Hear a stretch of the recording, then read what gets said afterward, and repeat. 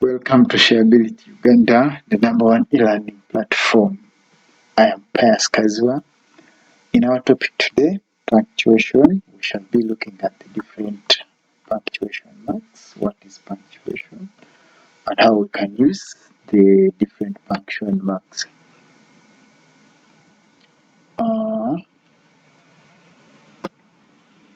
First, punctuation. What is punctuation? Punctuation is the correct use of symbols or marks that allows us to organize words in sentences and make it easier to review and share. Punctuation marks include period or a full stop, comma, apostrophe, question marks, quotation marks, exclamation marks, braces, parentheses, dash, hyphen, ellipses, colon, and a semicolon. Let's begin with the full stop or the period. The full stop serves two purposes in grammar. Basically, when it appears at the end of a sentence, it ends the sentence. It can also indicate that the word is an abbreviation, like in the following examples. The first example, when the full stop appears at the end of the sentence, we said when it appears at the end of the sentence, it shows that the sentence has ended, or we have come to the end of a statement. Like Jane and Jack went to the market, full stop. After an abbreviation, when we see, okay, we can use full stops to show that this is an abbreviation. Like John Jones Jr., JR, is an abbreviation of Junior. John Jones Jr. was born on December. DEC is an abbreviation of December. So John Jones Jr. was born on December 6th, 2008. Next, we have a comma. Commas separate words or elements within the structure of a sentence. They also appear in numbers, dates, and letter writing after the salutation and closing. I hope some of you have written some letters. Well, in the example below, we have during a direct or in a direct address.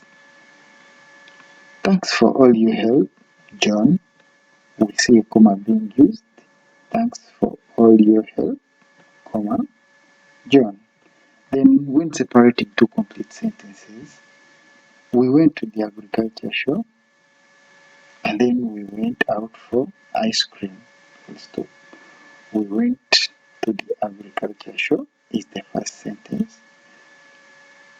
And then we went out for ice cream. Full stop.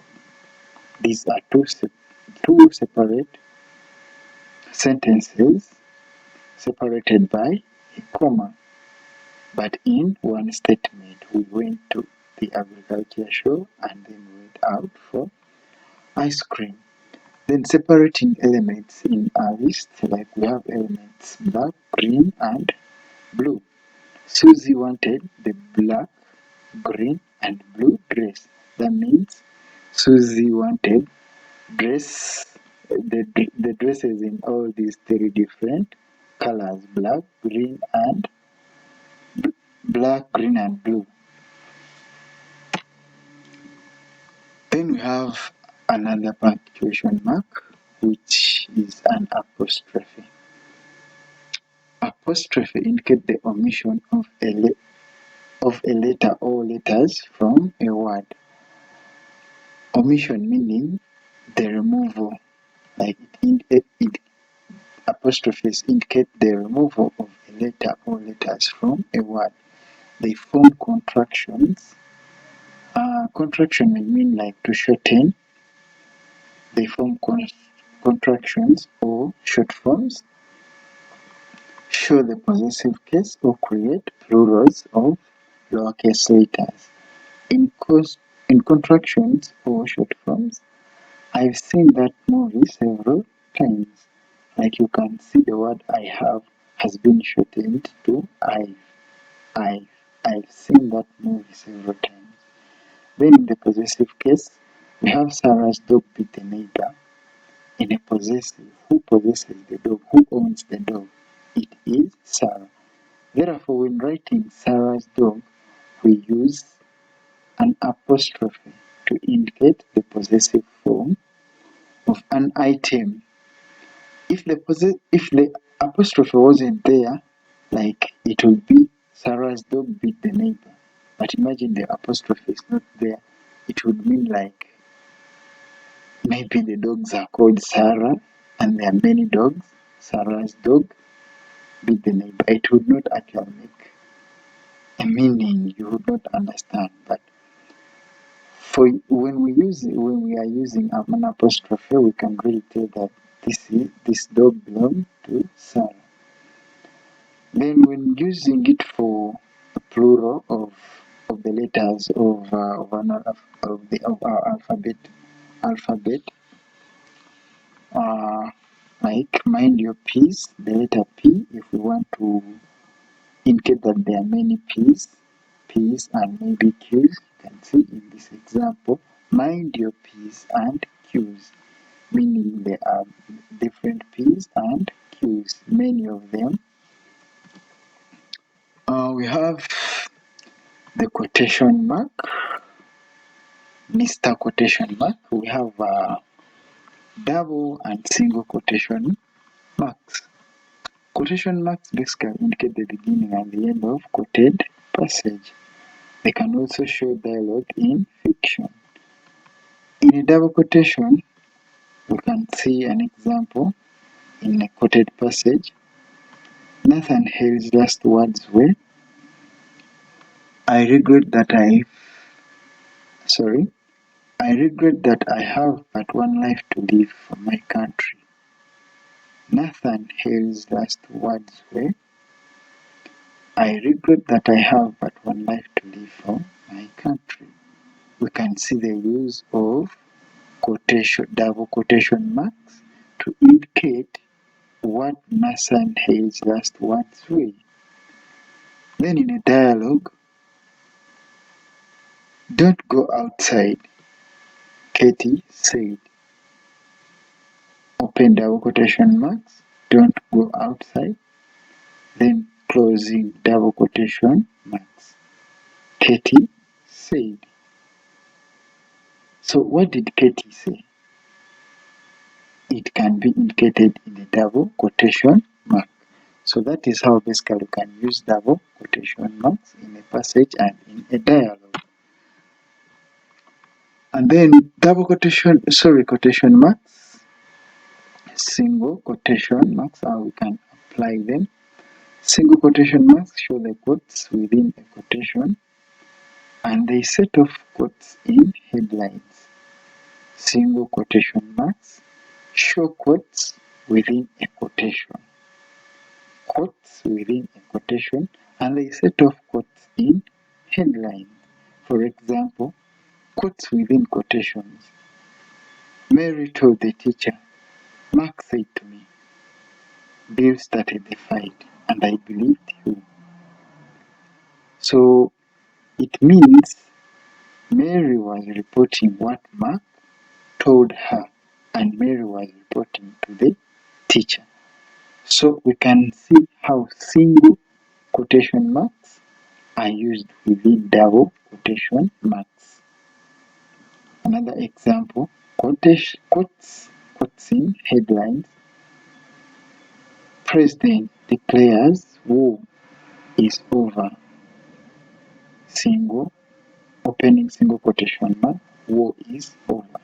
That means that was what the president declared. Next we have a question mark. Well, I think most of us are now familiar with a quotation mark.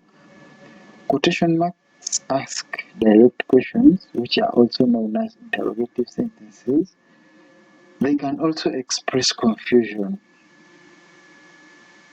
For example, in interrogative sentence, as in when you are being asked questions or when you're asking questions. When did Jane leave for the market? Someone is inquisitive, they are asking, they want to know at what time or on which day did Jane leave for the market. Then expressing confusion. When there's something you don't really understand and you're wondering, why do we have so much homework?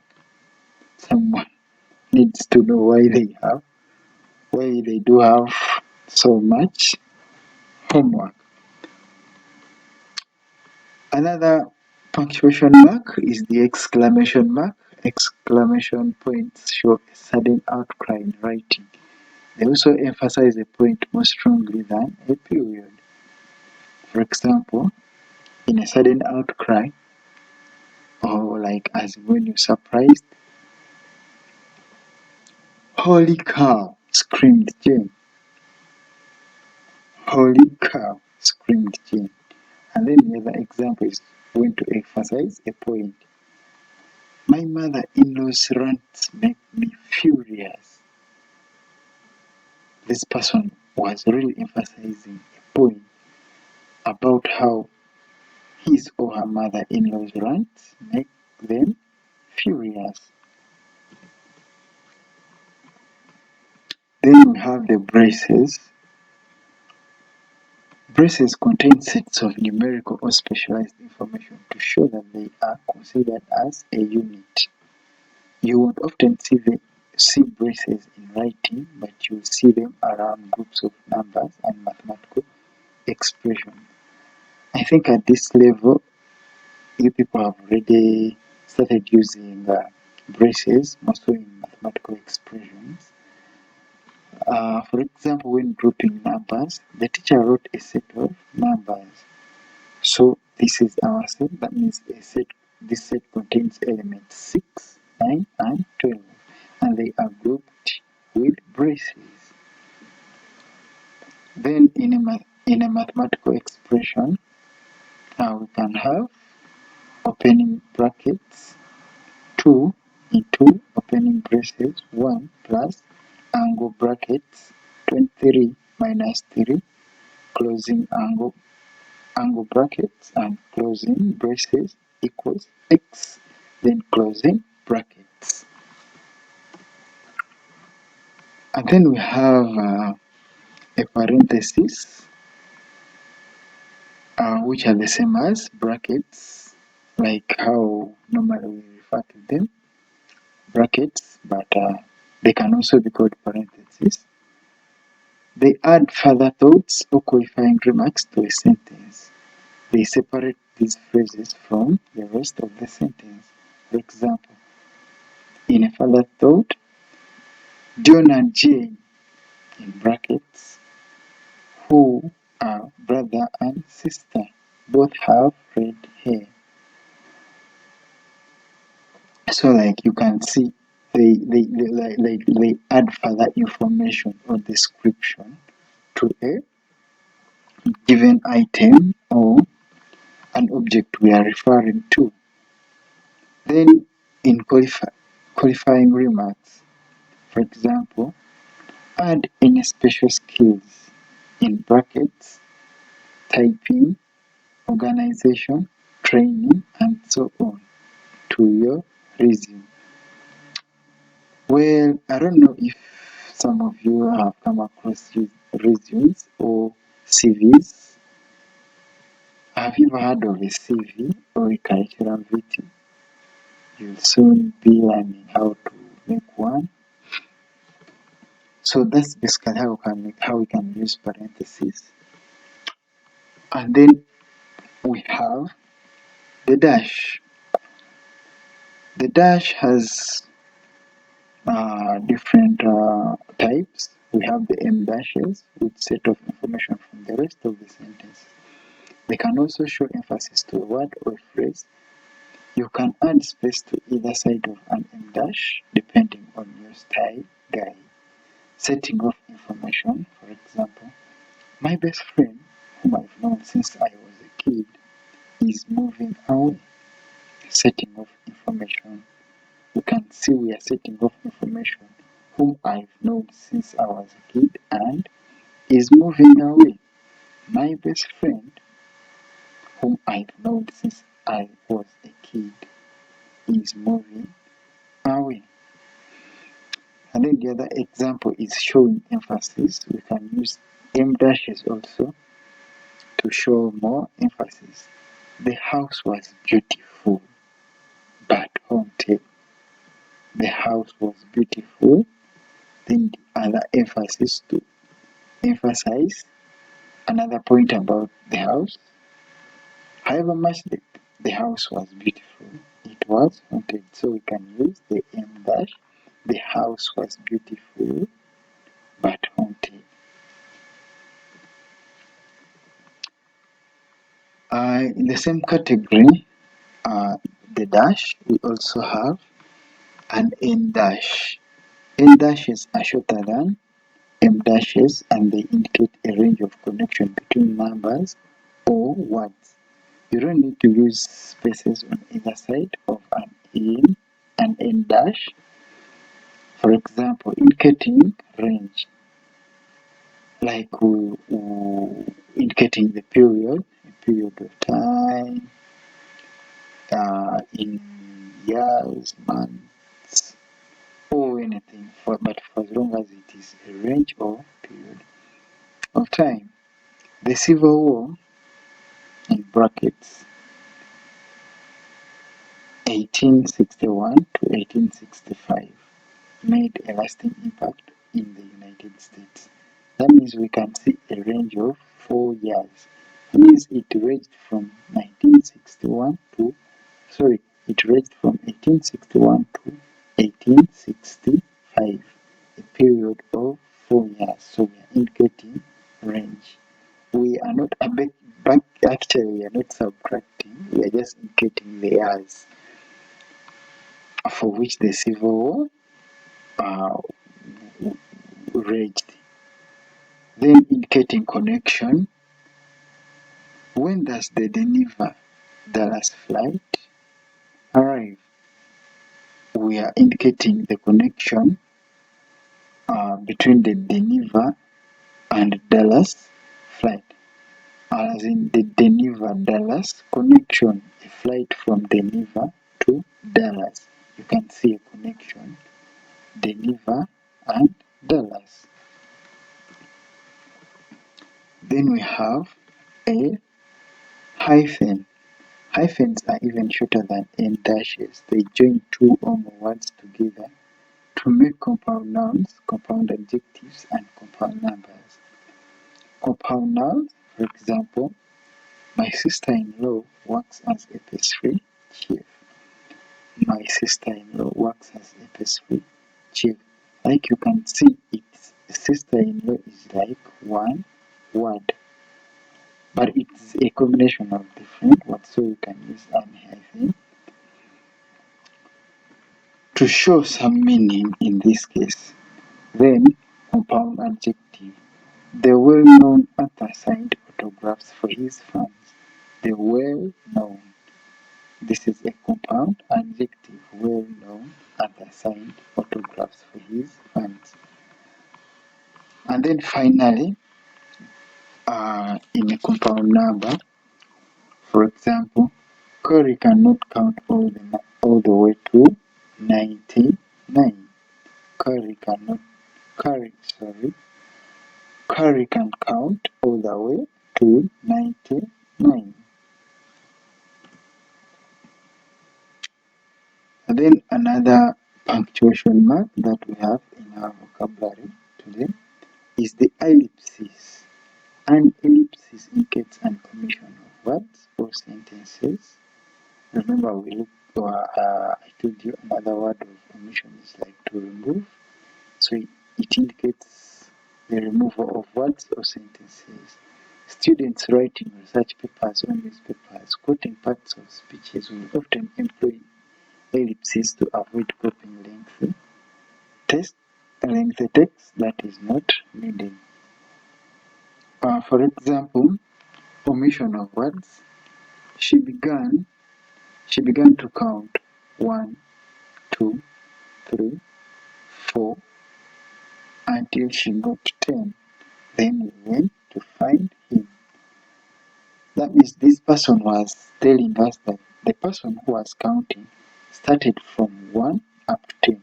But because she didn't want to write all the numbers from 1 up to 10, she wrote from 1 up to 4 and then used an ellipsis to indicate that there were several numbers that were counted.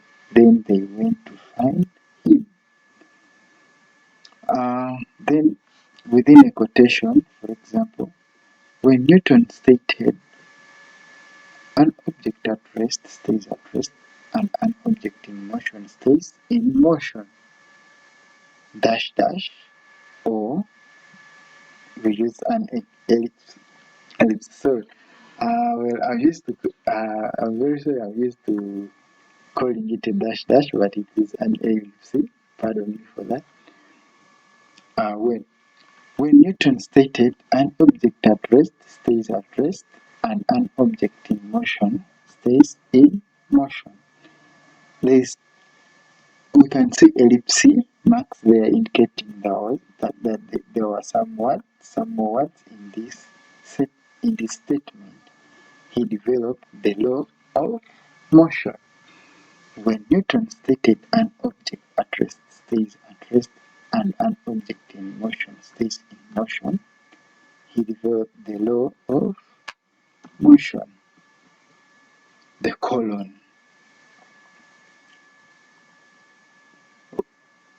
Well, these look like two full stops in a vertical way,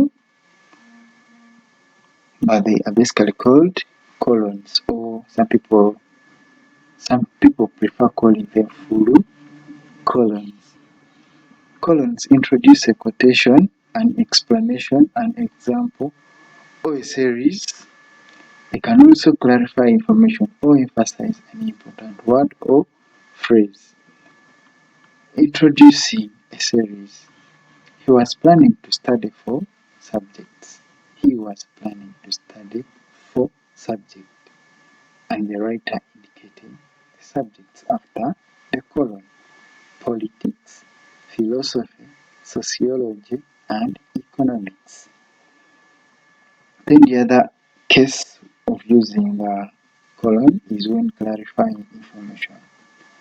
I don't have time to get changed. Sorry, I didn't have time to get changed. I was already late.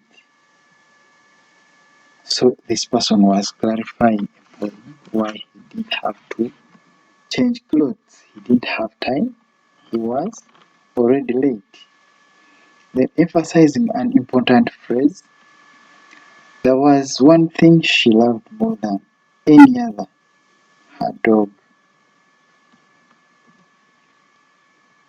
The semicolon. A semicolon is a sister to a colon or a full colon, but they serve different purposes. Semicolons connect independent clauses to show a closer relationship between the clauses than a period would. They can also separate items in a list that already include commas. For example, for case 1, connecting independent clauses. John was hurt. He knew she only said it to upset him. Then the other case is items in a list. I visited Cleveland, Ohio, Los Angeles, California, and St. Louis, Missouri. I visited Cleveland, Ohio, Los Angeles, California, and St. Louis, Missouri.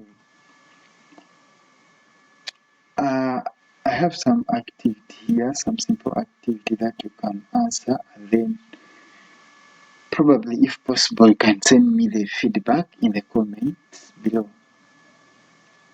Use appropriate marks, stroke symbols to punctuate the following sentences correctly.